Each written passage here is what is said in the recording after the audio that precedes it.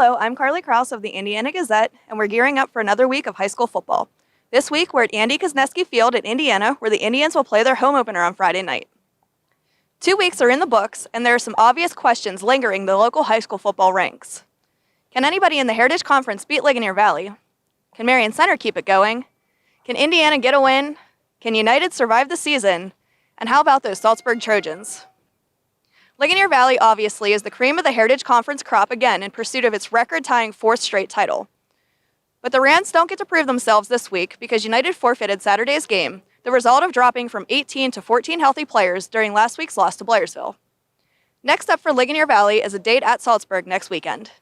Speaking of the Salzburg Trojans, they're scoring 5 touchdowns per game, they're 1-1, they're coming off a big win over Northern Cambria, and they're a favorite going into Blairsville in the biggest rivalry game on their schedule. Blairsville got a career-high 219 yards from sophomore Sincere McFarland in its 36-6 win over United last week. The second half of that game was reduced from 24 minutes to 16 in an effort to lessen the toll on United's dwindling roster.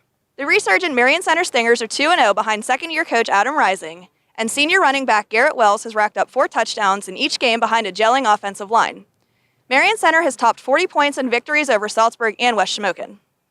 The Stingers play at home this week against Purchase Line, which is coming off a disappointing defensive performance against Homer Center that spoiled the Red Dragons' chances to go 2-0. Homer Center and Penns Manor have a common denominator in their seasons.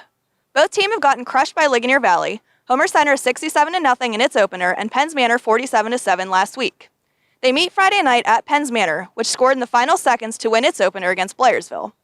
Homer Center is coming off last week's 44-40 thriller against Purchase Line, in which quarterback Ben Schmidt accounted for nearly 500 all-purpose yards. West Shamokin heads to Northern Cambria in search of its first win. Turnovers have plagued West Shamokin, which has 7 through 2 games, and Northern Cambria is stinging from that loss at Salzburg. Speaking of turnovers, they have defined Indiana's first 2 games of the season. The Indians have fumbled away their first snap of the game in each game and committed another last week when they had a chance to take the lead early in a 44-0 loss at West Mifflin. The Indians play their home opener Friday night against Ringgold, which is also struggling and 0-2. Ringgold has been outscored 100-6, while Indiana has been outscored 86-13. Apollo Ridge has taken care of business early in its season, dispatching Leechburg and Summit Academy. The Vikings take on 2-0 Carlinton at Owens Field this week. Carlinton outscored Bishop Canevin and Fort Cherry 77-20 in its 2 victories. That's it for this week. Check out all the stories Saturday online at indianagazette.com and in print Saturday in the Indiana Gazette.